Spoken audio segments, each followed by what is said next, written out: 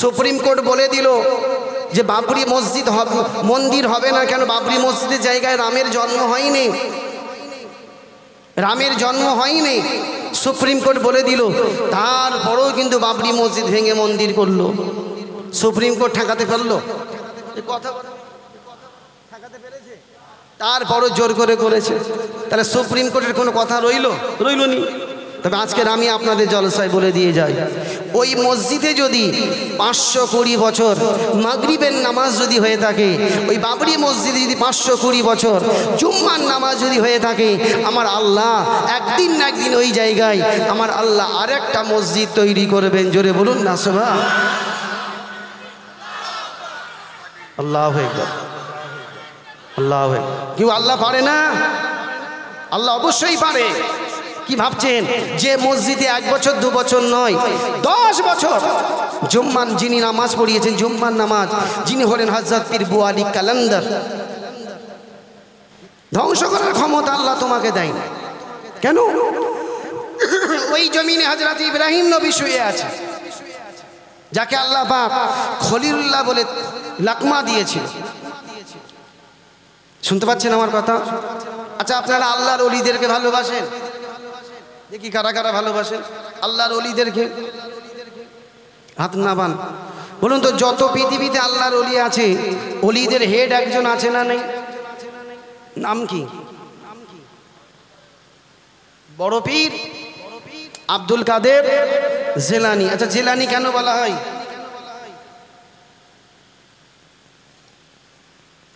বলছি জিলানী কেন বলা হয়?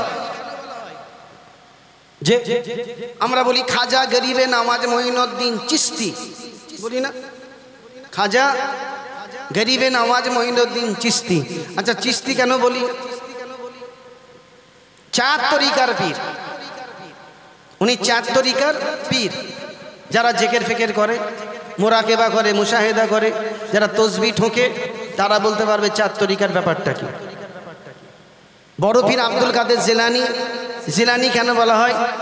উনি যে শহরে জন্ম নিয়েছিলেন সেই শহরটার নাম হলো জিলানী, জিলানী বলা হয়। বুঝতে পারছেন না? আপনার দাদা হুজুর কেবলা কয় তরিকার পীর? 4 তরিকার পীর। বুঝতে পারছেন না? 4 তরিকার পীর। হযরত পীর ইসহাক সিদ্দিকী, ইসহাক সিদ্দিকী কোথায় শুয়ে আছেন? উলবেড়িয়াতে। কথা বলেন না কেন? উলবেড়িয়াতে। উনি কই তরিকার পীর? 4 তরিকার পীর। নিজামউদ্দিন আউলিয়া কয় তরিকার পীর? 4 তরিকার পীর। হযরতে কুতুবউদ্দিন কাকি কয় তরিকার পীর? 4 তরিকার পীর। শুনছেন আমার কথা? এনারা হলেন সব 4 তরিকার পীর। আর বড় পীর আব্দুল কাদের জিলানী, ইনিও 4 তরিকার পীর। শুনতে পাচ্ছেন? যে তাম পৃথিবীতে আল্লাহ পাক এইভাবে সাজিয়ে রেখেছেন। ভারতের জমিনটাকে বলা হয় ওলিদের দেশ। শুনতে পাচ্ছেন না? ভারতের জমিনটাকে বলা হয় ওলিদের দেশ। যে জমিনে একটা নয়, দুটো নয়, 12টা নবী শুয়ে আছে। কতজন নবী? 12টা নবী এই ভারতের জমিনে শুয়ে আছে। কোন জায়গায় আছে জানেন? পাঞ্জাব। জায়গাটার নাম হলো বারাস। শেরেন শরীফে শুয়ে আছেন মুজাদ্দিদ আল-ফেসানি। শুনছেন? মুজাদ্দিদ আল-ফেসানি সেরহিন শরীফে শুয়ে আছে। আর ওনার পাশে শুয়ে আছে 12টা নবী। এক একটা নবীর কবর 18 থেকে 22 ফুট লম্বা।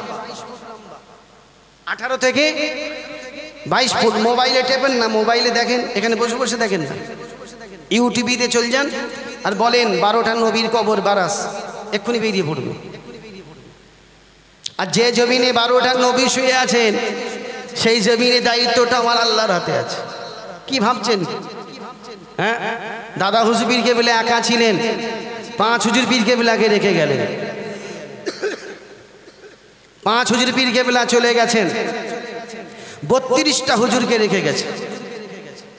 শুনতে পাচ্ছেন না?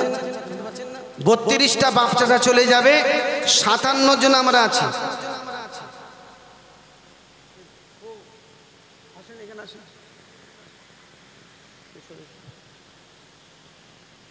বাবা, আপনাদের কষ্ট হচ্ছে? এত কাশি আমার এই পেট,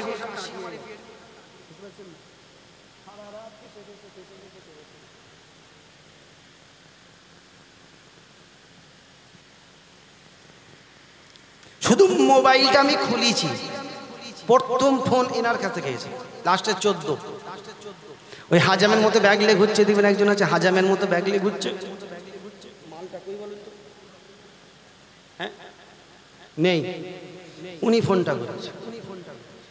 90 আছে প্রথম, লাস্টের 14। শুধু ফোনটা খুলেছি, বুঝতে পেরেছেন না? যে আব্বাস ভাইজান আসেনি, যদি আপনি না আসেন, কিছু আছে মোনাফেক, ঘরেও বড় বড় বড় বড় কথা বলবে, তারপরেও কিন্তু আমি এসেছি। কেন? কেউ যদি উল্টো পাল্টা বলে আমার দাদা পীরের কাছে যাবে, দাদা পীর কি আপনারা ভালোবাসেন না বাসেন না? জোরে বলে। ব্রিটিশের ওপর ব্রিটিশ অত্যাচার করেছিল, দাদা হুজুর কেবলা প্রতিবাদ করেছিল, দাদা পীর প্রতিবাদ করেছিল। কলকাতা শহীদ মিনার নাম শুনেছেন? শহীদ মিনার, দাদা হুজুর পীর কেবলা দাঁড়িয়ে প্রতিবাদ করছেন। 1 লক্ষ জমায়েত মানুষ বসিরহাটে। আল্লামা রুহুল আমিন হুজুর কানে কানে বলেন, হুজুর জোহরের আসরের টাইম হয়ে গেছে। হ্যাঁ বাবা, আসরের টাইম হয়ে গেছে, নামাজ হবে, যে নামাজ হবে। বড় হুজুর পীর কেবলা এসে বলেন, আব্বা কলকাতা শহর তো, নামাজের আগে মনে হয় ছেড়ে দিলে না বাবা, নামাজ হবে, নামাজ হবে।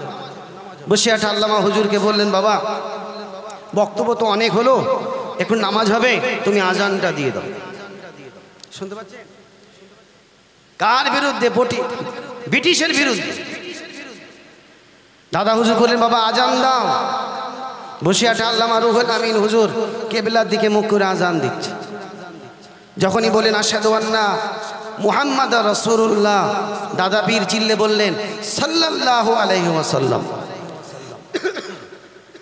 আজান যখন শেষ, বড় হুজুর, মেজ হুজুর, ন হুজুর, বসিরহাটে আল্লামা হুজুর দাদা পীরের কাছে এসে বলেন, হুজুর বসিরহাটে আল্লামা রুহুল আমিন যখন জোরে বলল আশহাদু আন্না মুহাম্মাদ রাসূলুল্লাহ, আপনি জোরে বলেন সাল্লাল্লাহু আলাইহি ওয়াসাল্লাম। জোরে বললেন কেন? জোরে বললেন কেন আপনি? দাদা পীর বলেন, বাবা রুহুল আমিন যখন আজান দিল, আর যখন আশহাদু আন্না মুহাম্মাদ রাসূলুল্লাহ যখন বলল, আমি আবু বকর নিজের কানে শুনতে পাচ্ছি, আমার আল্লাহ 7 তবক আসমান থেকে তিনিও চিৎকার করে বলল সাল্লাল্লাহু আলাইহি সাল্লাম। আমার আল্লাহ যখন বলতে লেগেছে, আমি রাসূলুল্লাহ থাকতে পারিনি, আমি দাদা আবু বকর সিদ্দিক থাকতে পারিনি, আমিও চিৎকার করে বলতে লেগেছি সাল্লাল্লাহু আলাইহি ওয়াসাল্লাম। জোরে বলুন না সুবহান।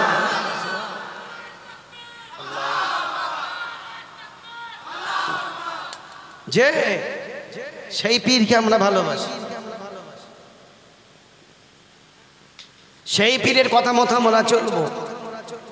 আমি খারাপ, আমাকে ছুঁড়ে ফেলবেন।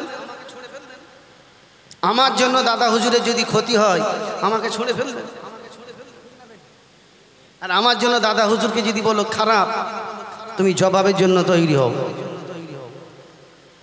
আমার বাড়িতে অনেক ছেলে হবে, সবাই আপনার চোখে নাও ভালো হতে পারে। কাসেম সিদ্দিকী আপনার চোখে না খারাপ, মানেননি, তার কাছে যাবেন না, বসবেন না, কি গো ঠিক না? আর আমার জন্য দাদা হুজুর যদি খারাপ বলো, জবাবের জন্য প্রস্তুতি রাখো। কি গো, সব তো চলে গেছে, যত মুরব্বী সব তো চলে গেছে। কয়েকজন আছে হাতে গোনা, কয়েকজন। 32টা আওলাদ, 24 জন আছে। 32টা আওলাদ, 24 জন আছে। 1 বছরে 3 জন চলে গেছে। 1 বছরে 3 জন। কোথা আছো মিয়া সাহেব? বড় বড় মাস্তানকে আল্লাহ ঠান্ডা করে দিয়েছে। নমরুদ তাম বিশ্বে রাজত্ব চালিয়েছে। বুঝতে পারছেন না? বুঝতে পারছেন না? মাথায় রাখবেন, মহরমের 10 তারিখে 5 ওয়াক্ত নামাজটা পড়তে হবে। শবে বারাতের রাত থেকে দিন পর্যন্ত 5 ওয়াক্ত নামাজ জামাতের সঙ্গে পড়তে হবে। শুনছেন আমার কথা? যে তারিখ আল্লাহ পাক আপনার নবীকে দুনিয়ায় পাঠিয়েছিল, সেই তারিখটা হলো রবিউল মাসের 12 তারিখ। সেই দিনে 5 ওয়াক্ত নামাজটা জামাতের সঙ্গে পড়তে হবে। মাথায় ঢুকছে আমার কথা? যে রাত আয়ে আল্লাহ পাক আপনাদের দোয়াকে কবুল করবে, সে রাতটা হলো শবে কদর। ওই দিনে নামাজটা যেন জামাতের সঙ্গে হয়। যারা আমাকে ভালোবাসো তাদেরকে বলছি, 5 ওয়াক্ত পারোনি,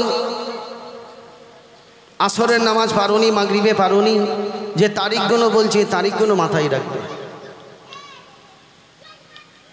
তারাবির নামাজটা একসঙ্গে জামাতে পড়বে,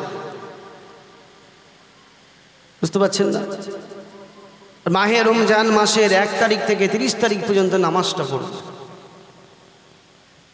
যদি মনে হয় যে আল্লাহ তোমার কাবার দরবারে যাব, তোমার জিন্দা নবীর দরবারে যাব, তাহলে তাহাজ্জুদের নামাজটা কিন্তু পড়তে হবে। তাহাজ্জুদের নামাজ যদি তুমি পড়ো অন্ধকারে, কেন আমার আল্লাহ কোনোদিন ঘুমাই না, মসজিদের ইমাম ঘুমাই, মুয়াজ্জিন ঘুমাই, বাপমা ঘুমাই, বিবাহ ঘুমাই, আল্লাহর ফেরেশতারা কিন্তু ঘুমাই না, আমার আল্লাহ কিন্তু ঘুমাই। যদি মনে হয় যে আমি নবীর দরবারে যাব, আমার পকেটে তো কিছু নাই, পয়সা নাই, আল্লাহ যাবার ইচ্ছা করেছি, তুমি কবুল করো। রাত্রির অন্ধকারে আল্লাহ দরবার একটু বসে, বড় বিপদে পড়ে গেছো, বড় অশান্তির মধ্যে পড়ে গেছেন, যে কোনো দিনে আসরের নামাজ পড়ে 2 রাকাত নামাজ মসজিদে পড়বে। সব মসজিদ থেকে বেরিয়ে যাবে, তুমি বেরোবে, সবাই বেরিয়ে যাবে, তুমি বেরোবে। তুমি 2 রাকাত নামাজ পড়ে 2 রাকাত নামাজ পড়বে, শেষ রাকাতে সেজদায় গিয়ে আল্লাহকে সব বলবে। শুনতে পাচ্ছেন? শেষ রাকাতে সেজদায় গিয়ে আল্লাহকে বলো তোমার বিপদের কথা, দেখো আল্লাহ শুনবে। আমি আমার নিজের কথা বলছি, আল্লাহ আমাকে অনেক উদ্ধার করেছে, অনেক জিনিস, বুঝতে পেরেছেন? বাড়িতে পুলিশ আসছে, আমাকে ধরবে, 23টা কেস আমার নামে দিয়েছে, আমি একমাত্র পরওয়ারদিগারকে জানিয়েছি। এখন তারা নবান্ন থেকে বলে পাঠাচ্ছে যে কেস তুলতে হবে না, আমরা কেস তুলে নিচ্ছি। শুনতে পাচ্ছেন না? পীর সাহেবদেরকে বলে দাও কেস তুলতে হবে না, খরচা করতে হবে না, আমরা নিজেরা কেস তুলে নিচ্ছি। তাহলে বলেন, ওই নামাজের আল্লাহ একটা ফজিলত দিয়েছে না দেয়নি? ফজিলত দিয়েছে না দেয়নি? অতএব আমি আপনাদের বলবো, আমার নিজের প্রমাণ আমি বলছি, একদম হাতে নাতে প্রমাণ বলছি, সবাই মসজিদ থেকে বেরোবে, আপনি বেরোবেন না। যে কোনো দিন আসরের নামাজের পরে, শুনতে পাচ্ছেন? এটা মাথায় রেখে আপনারা কাজ করবেন। ফুরফুরা শরীফে এতবার যান, যে কোনো দোকান থেকে একটা ছোট্ট তসবি কিনবেন, তসবি, এই ছোট তসবি, এরকম বড় তসবি না, ছোট তসবি। দরকার আমার কাছ থেকে গিয়ে নেবেন, আর ভাইজান তসবি দেন, এই ছোট তসবি, ওটা পকেটে রাখবেন। পড়েন আর নাই পড়েন, পড়তে হবে না, কিন্তু পকেটে রাখতে হবে। জিন্সের পকেটে, নারে যে কোনো পকেটে, কলকাতায় যাচ্ছেন জিন্সের পকেটেও থাকবে। দেখবেন তসবি যখন হাত পড়বে, ওই ভেতরে দেখবেন সুবহানাল্লাহি ওয়া বিহামদিহি সুবহানাল্লাহিল আযীম, সুবহানাল্লাহি ওয়া বিহামদিহি সুবহানাল্লাহিল আযীম, অটোমেটিক চলবে। যখনই হাত ঠেকবে, রে তসবি আমার পকেটে, সুবহানাল্লাহি ওয়া বিহামদিহি সুবহানাল্লাহিল আযীম, ও আপনাকে পড়তে মন চায়। দেখবেন আপনি যখন বিমল খাওয়া শুরু করেছেন, খেতে খেতে খেতে একটা নেশা হয়ে গেছে, শুনতে পাচ্ছেন? নেশা হয়ে গেছে, না খেলেও যেন মন ফসফস করে। আর আপনি তসবিটা পকেটে রাখবেন, ও হাত ঠেকলে দেখবেন নেশা শুরু হয়ে যাবে। দাদা হুজুর পীর কেবলা বলছেন, বাবা যারা ওই তসবি পকেটে রাখে, সুবহানাল্লাহি ওয়া বিহামদিহি সুবহানাল্লাহিল আযীম যারা পড়ে, মৃত্যুর সময় আল্লাহ পাক তার নবীর সঙ্গে দিদার করতে করতে আল্লাহ তার মওত দিয়ে দেয়। জোরে বলুন না সুবহান। আহ কি সুন্দর কথা! যে নবীকে দেখতে দেখতে দুনিয়া ছাড়বে, তার কবরে আর কোনো অসুবিধা হবে না। শুনতে পাচ্ছেন না?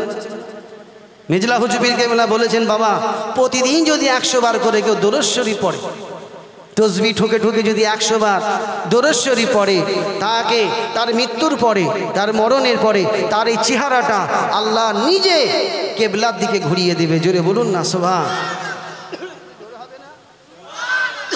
ছোট হুজুর কেবলা বলতেন, বাবা যারা প্রতিদিন 100 বার করে দরুদ শরীফ পড়ে তার গোসল হবে, জানাজা হবে, জানাজা হবার পরে তাকে যখন কবরে রাখা হবে, মাটি মঞ্জিল যখন দোয়া হয়ে যাবে, আল্লাহ পাকের দুটো ফেরেশতা আসবে, এসে জিজ্ঞাসা করবে মান দীনুকা মান নবিয়ুকা মান রব্বুকা।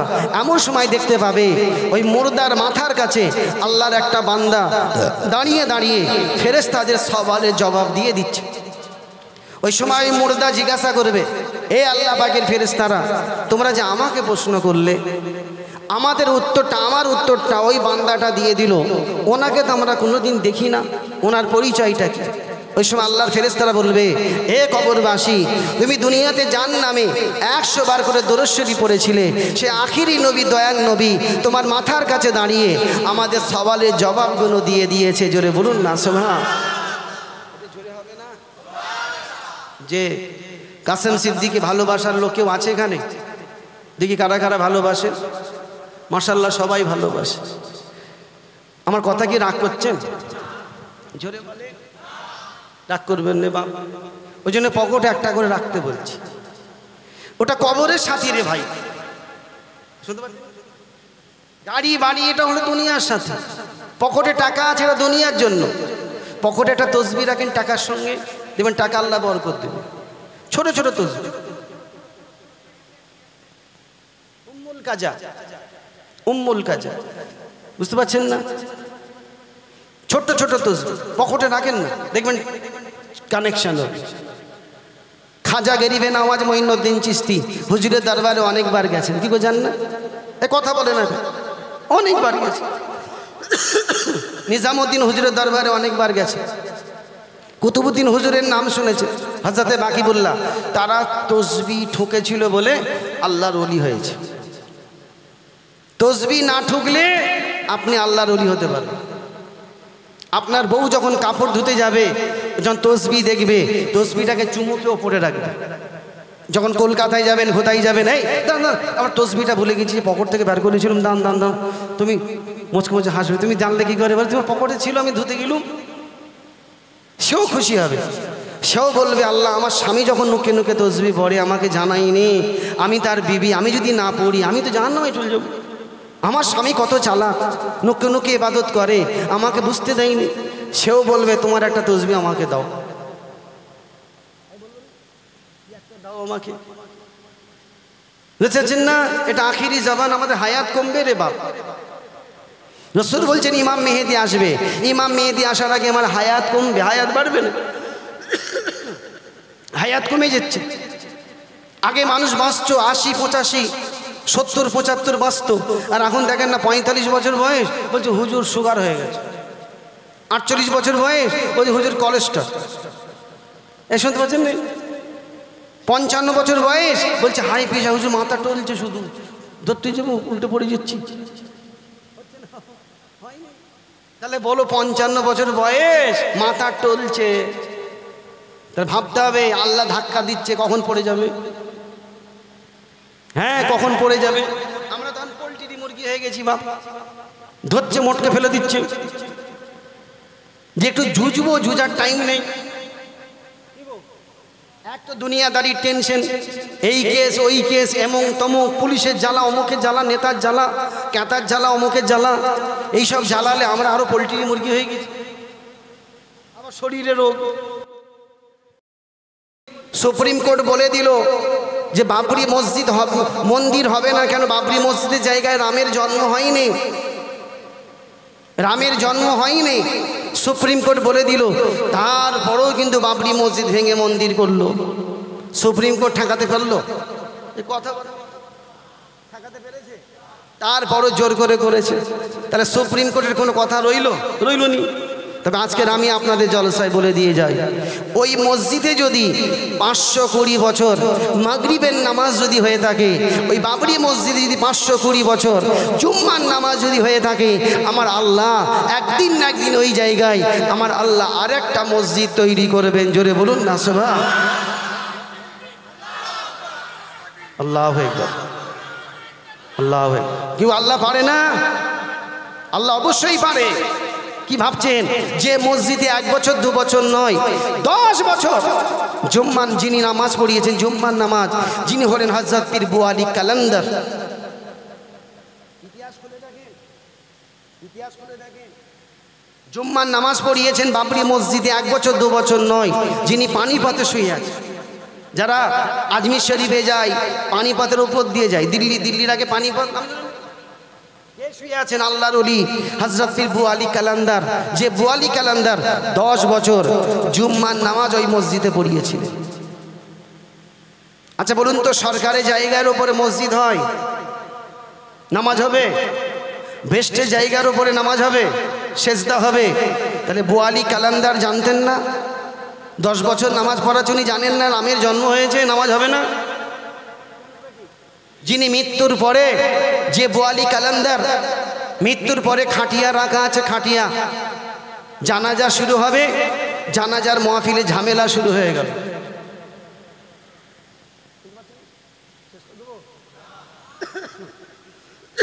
জানাজা সবে ঝামেলা শুরু। কান্দাহারের খলিফা বলছে আমি জানাজা পড়াবো, আবার পানিপথের খলিফা বলছে আমি জানাজা পড়াবো। দুজন জানাজার ইমাম। এই আপনাদের এখানে ইমাম কজন হয়? একজন না দুজন? আর ওই হুজুরের জানাজার ইমাম দুজন। পানিপথের বড় খলিফা বলছে এই আমি বড় খলিফা, আবার কান্দাহারের খলিফা এসে বলছে আমি আমার এলাকার বড় খলিফা, আমি জানাজা পড়াবো। কেউ কারোর কথা শুনছে না। পানিপথের লোক আলাদা হয়ে গেল, আবার কান্দাহারের ভক্ত তার আলাদা হয়ে গেল। দুভাগ, খাটিয়া মাঝখানে, কেউ কারোর কথা শুনছে না। হুজুরের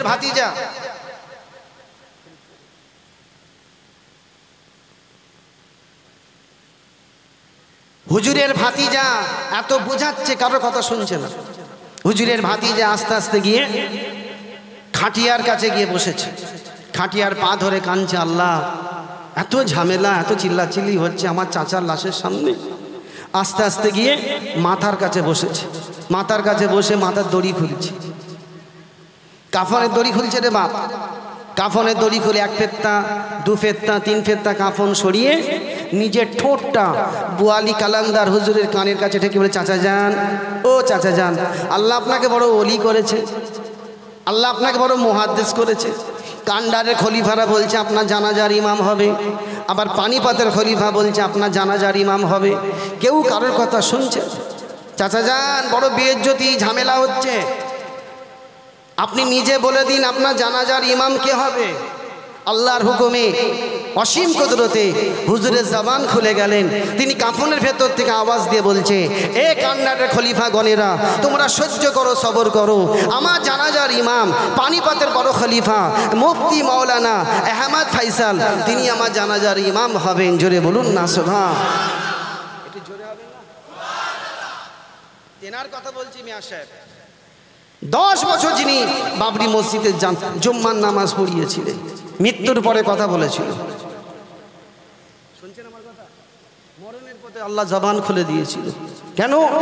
আমরা মুসলমান এমন একটা জাত, আমরা মরণের পরে কথা বলি।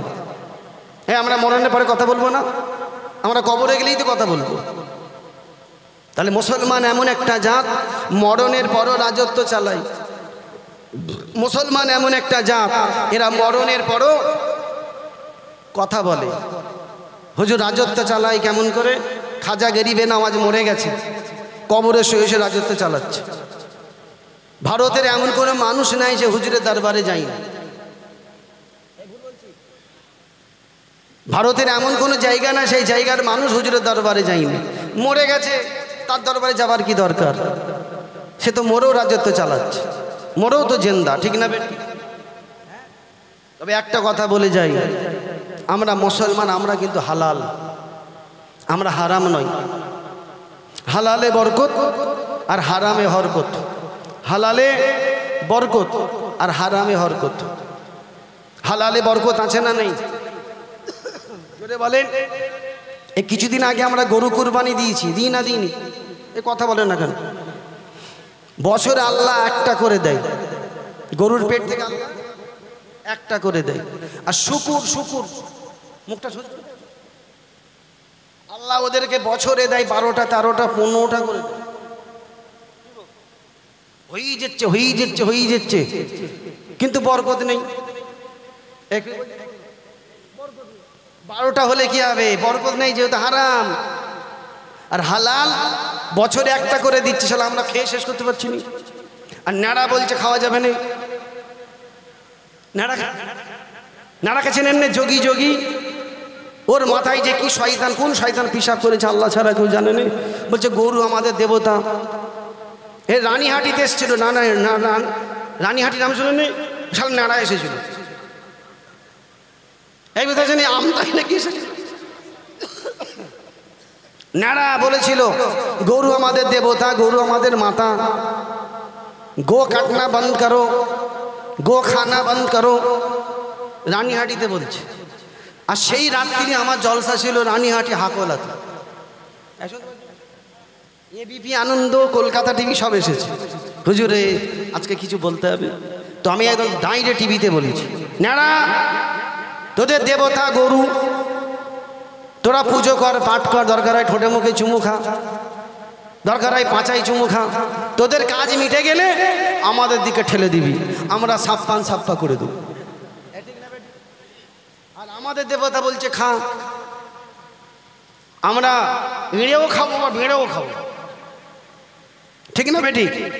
আমাদের দেবতা বলছে খা, আমরা খাবো। যে জিনিসটাকে আল্লাহ আমাকে খেতে বলছে ও শালাদের দেবতা হয়ে যাচ্ছে। কোথায় যাবেন বলেন? মসজিদে নামাজ পড়বো, বলছে এখানে শিবলিঙ্গ হয়েছে, লিঙ্গ যেন ছোটাছুটি করছে। শালা কি বিরাট লিঙ্গ রে, দেশ খেয়ে ফেলবে নাকি রে? ঠিক না বেঠিক? নামাজ পড়বো, উঁচু করবো, বলছে এখানে একটা লিঙ্গ। শুনতে পেয়েছেন? আর যত আই বুড়ো মেয়ের ভিড়, শুধু লিঙ্গই দুধ ঢালছে। যাই ঢালুক আমার কোনো অসুবিধে নেই, কিন্তু মসজিদের ভেতরে কি করে লিঙ্গ ঢোকে? জোর জবস্তি, যা ইচ্ছা তাই। তাই আপনাদের হাত ধরে বলবো, বাপ আমাদের কেউ নাই রে বাপ। নবান্ন কোম্পানি আমাদের নয়, আর আমাদের নেতা খেতা আমাদের নেই। আমাদের একমাত্র হল আল্লাহ। ঠিক না বেটি? আমাদের আল্লাহ। আর আল্লাহ যদি আমাদের সঙ্গে থাকে, 70,000 ফেরেশতা আমাদের সঙ্গে থাকবে। জোরে বলুন না সুবহানাল্লাহ। আমরা ওলি মানি না, আমরা ওলি মানি না, নফল নামাজ মানি না, শবে বারাত মানি না, মহরমে 10 তারিখ মানি না। যখন মানি ভাববেন আল্লাহ আমাদের সঙ্গে আছে, ঠিক না বেটি? আর আল্লাহ যখন আমাদের সঙ্গে আছে, আমাদের চিন্তা করার দরকার নেই। শুধু আমাদেরকে একটুখানি মজবুত হতে হবে, আর একটু একতা হতে হবে। বিশেষ করে যুবক ভাইদেরকে বলছি, অনেক ঝড়ঝাপটা আসবে, অনেক ঝড়ঝাপটা আসবে। ঝড় উঠলে ঘরের দরজা দিতে হয়, জানলা দিতে হয়। কথা বলেন না কেন? দরজা দিতে হয়, জানলা দিতে হয়। ঝড়ঝাপটা আসলে নিজেকে সেফটি থাকতে হবে, নিজেকে সেফটি থাকতে হবে। আর যদি সেফটি থাকো, হকের ওপরে থাকো, আল্লাহ তোমার সঙ্গে থাকবে। দেখছো নি এত ঝড় এসেছে, এত ঝড়, কিছু করতে পারলো? লাস্টে ঝুঁকে বলছে আর কিছু করতে হবে না, আমরা তুলে নিচ্ছি। শুনতে পাচ্ছেন? মজবুত হয়ে থাকবে। দুনিয়াদারি করতে গেলে অনেক কিছু হবে। বাড়িতে থাকলেও খোঁটর মোটর হয়, মাঝে মাঝে বিবির সঙ্গে লেগে যাচ্ছে, মায়ের সঙ্গে লেগে যাচ্ছে, ঠোকর মুকুর হয়। তো বাইরেও ঠোকর মুকুর হবে, রাস্তায় চলতে গেলেও সেখানে ঠোকর মুকুর হয়। বাসে যাচ্ছ, সিটে টানাটানি শুরু হয়ে গেল, সেখানে শালা কালাকালি হয়ে গেল, ঠিক না বেঠিক? ও হবে, এটা দুনিয়ায় বাঁচতে গেলে অনেক কিছু আসবে। দেখবেন জামা পরতে গেলে জামাকে ধুতে হয়, প্যান্ট পরতে গেলেও প্যান্টকেও ধুতে হয়, জাঙ্গিয়া পরতে গেলেও জাঙ্গিয়াকে ধুতে হয়। ওইসব নেতা খেতাদেরকে জাঙ্গিয়া মনে করবে, কি মনে করবে? জাঙ্গিয়া মনে করবে, মাঝে মাঝে ধুয়ে নেবে। আমার কথা মাথায় ঢুকছে না? ঢোকে নেই? হ্যাঁ, মাথায় রেখে চলছে। কেন? ওরা হারাম খেয়ে আল্লাহ ওদেরকে ওই জায়গায় রেখে দিতে, ওরা খা, কত খাবি খা। ওদের পেট ইন্ডিয়ার গেটও হবে না, আরো বড় হবে। বুঝতে পারছেন? আমাদের তো 3 দিনে পেট ফাটবে, ওদের 14 দিনে পেট ফেটে যাবে কবরে। 14 দিনে, 7 দিনে পোকা লাগবে আমাদের, ওদের 14 দিনে পোকা লেগে যাবে। বুঝতে পারছেন না? তবে একটা কথা মনে রাখবেন, ইসলাম জিন্দা হতা হ্যায় হার কারবালা কে বাদ। আমি জলসা শুরু তো বলি